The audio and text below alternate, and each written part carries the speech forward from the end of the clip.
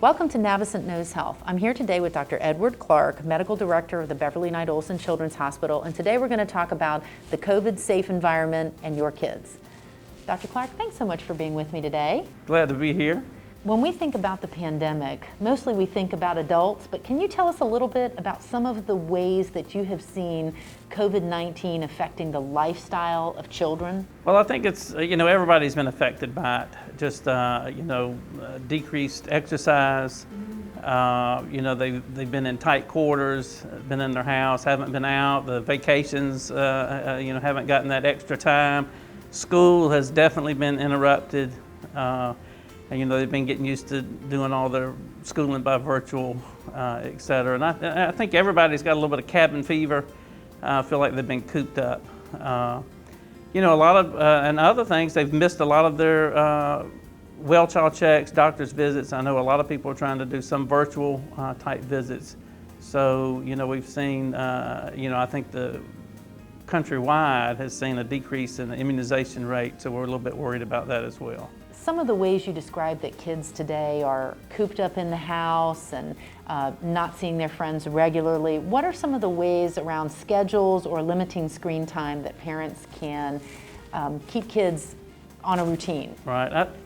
For one, my hat's off to them with all their teaching. I think they've got a better appreciation for the teachers out there, for one. But two, kids like structure.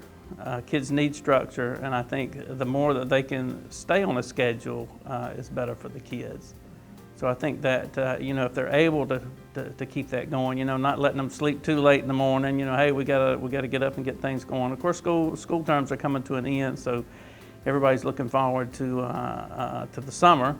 Of course, some of the vacations are make a change or whatnot, but I think a lot of people are, it's good to get out and sort of do some things locally. Of course, keep your distance from crowds as well. Do your social distancing and staying away. And it's difficult for kids, the kids in the neighborhood. I have to keep reminding them, social distancing. I carry a yardstick sometimes, and hey, we got to stay 6 feet apart. So anyway, it's you can make sort of a game out of it sometimes. But anyway, it's good to kind of remind them.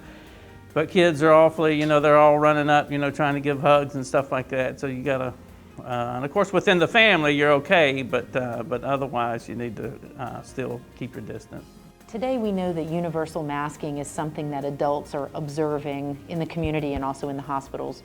What would you say about masking and children, and maybe what age should masking be used for kids? One, the real young kids, if they're constantly pulling it, you can't keep the mask on the young kids. So it's sort of like, when you get to an age where you can either convince them or they're not going to constantly be taking it off. I mean, that's sort of the appropriate age that they can wear a mask. When to wear a mask, there's, for one, just countrywide in the United States, we have to be aware of the regulations and the rules and sort of the request from the powers that be. When it is appropriate and when it's not appropriate. And when, I anticipate, in the summertime, things are going to be relaxed. We're going to see the rates go down. I'm hoping we're not going to see a resurgence. They've talked about that. We never did see that second peak yet, knock on wood. But until everybody says, hey, we don't need to do any masking, we still need to appropriately mask. And certainly that's when you're getting into, say you're going shopping, the grocery stores, and a lot of it is still kind of courtesy for others. I've left the house, I forgot my mask, had to turn around and go back. But anyway, they still need to kind of, the virus is out there, and we certainly can. I think locally we've heard that we've had some tests and stuff that have come up positive and sort of affected some of the restaurants and economics in town. But so it's still out there, so we still have to be careful. Have you seen the virus presenting the same way in children with cough or fever as it does with adults? Right. In kids, it's the same. It's usually the most common thing is going to be respiratory-wise. I think the cases that we've encountered all centered around respiratory-wise. There's some unknowns out there, and there's an inflammatory aspect of this disease that is sort of kind of being uncovered, and it's not necessarily those that had a respiratory illness, but we think some of those they've actually were infected. We might not have known if they were positive at the time, but here the weeks have gone by and they've come up with this inflammatory aspect of the COVID-19 virus. That's concerning. I know we've seen cases in Georgia with regards to that. Haven't seen a lot of the diarrhea or GI symptoms that can occur, but for children, it's mainly respiratory wise. And of course, a lot of your sick visits with children, especially if they've had a history of asthma or whatnot, you can colds, URIs, we still those are still common things that we're going to see. So we're kind of in the back of our head, we're worried, is this a COVID-19 thing? So when kids come into their pediatric office, we're still going to screen with those questions to make sure. And I think most of the offices in town are spreading out the chairs in the waiting room, or either they're having the families wait in the car and they'll call them to come back in. Everybody's using masking and appropriate gowning if needed in their office, cleaning the rooms after each visit, more so. I mean, we did that before, but I think everybody's a little bit more scrubbing a little bit harder and a little bit deeper with this going on, and trying to, keep, certain times of the day, hey, we're doing well child checks, at this time, and maybe the sick visits at another time as well. If I'm a parent who is diagnosed as COVID positive, and I know I have to return to my household where I have children, what would be the precautions that you would recommend to me when interacting with my family? Well, if they're in the home, that's going to be sort of difficult to keep them separated. And you would, in that case, you would sort of, if the parent has gone home, say they've been treated, or say that they're positive, I mean, that family needs to sort of be quarantined for that 2 weeks before you have sort of like the all clear to go out and have contact with everybody. If I do need to schedule a visit with my pediatrician, what are some of the ways today that we're scheduling visits through the telephone or virtual visit platforms? So the virtual visits is going to be where someone in the office is going to contact the parent and say, hey, would you like to either come in if that's available, or hey, we can do this type visit from a virtual visit. Would you like to set up a time? And then your office staff is going to set up an appropriate time, and it'll be just kind of scheduled just like a patient time would be. And then they would make sure the doctor's there to call through the computer and contact the family. We've had some where we've called and they're actually in the car or whatnot. We had to reschedule and call back in 10 minutes. Sometimes that happens, but and we realize that. But it's usually the office is going to kind of set up an appointment. Then they'll set up on the computer, and then there's some of the platforms for the virtual visits will have like almost like a waiting room, in the computer, so to speak. So they can actually, the physician can sit there and do the one virtual visit, and it's like, hey, we've got another person there waiting, so then they can call them and sort of, and that it kind of communicates with the patient, sort of lets them know that they're in the query, so to speak, and should be contacted before too long.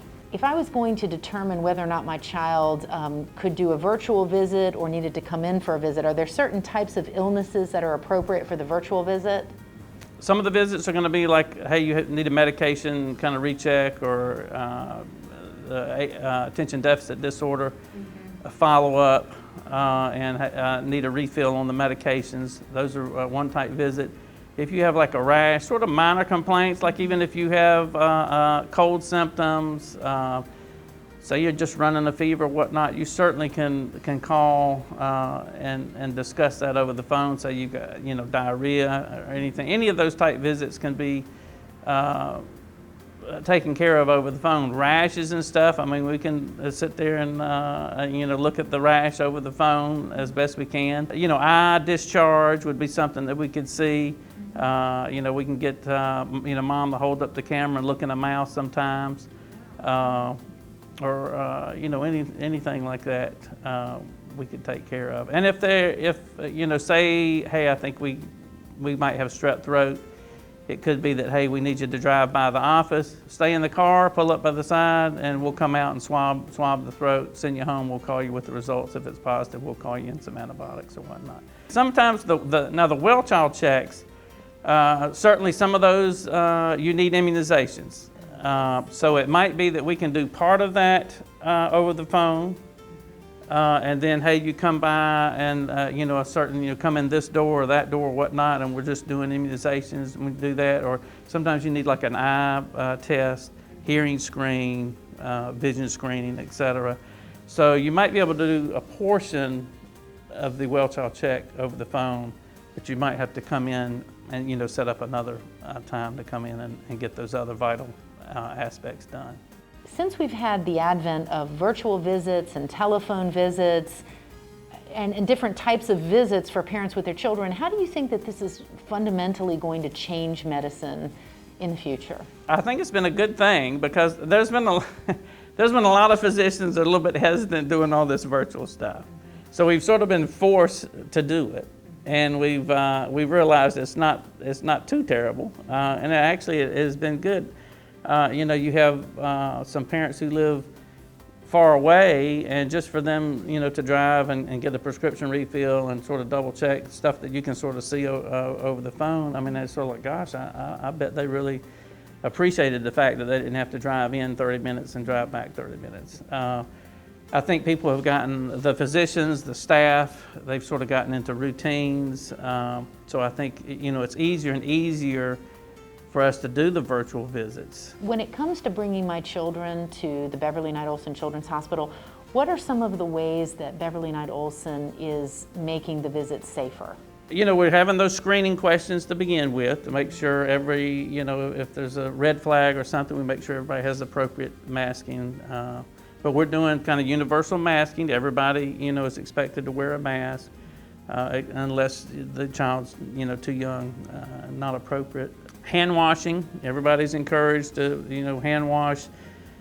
Really should, before and after, you see a patient, should hand wash, and then in between, at all times, multiple times throughout the day or the hour, so to speak. Temperature checks, upon arrival, we're trying, checking everybody's temperature, make sure no one has a fever when they arrive. If so, we'll address that. And then, distancing, the waiting areas, we're trying to space that out so no one's, sitting too close. Of course, families, it's fine for them to be, right next to each other. And of course, if you're holding a child, that child's gonna be right next to you as well. And then the same thing as far as cleaning rooms, wearing gloves. Well, thank you so much for being with me. Well, thank you for inviting me here. Always a pleasure. And thank you for joining us at Navicent Knows Health. If you'd like to know more about Beverly Knight Olson Children's Hospital or to see some of our COVID-19 resources, please visit us at navicenthealth.org.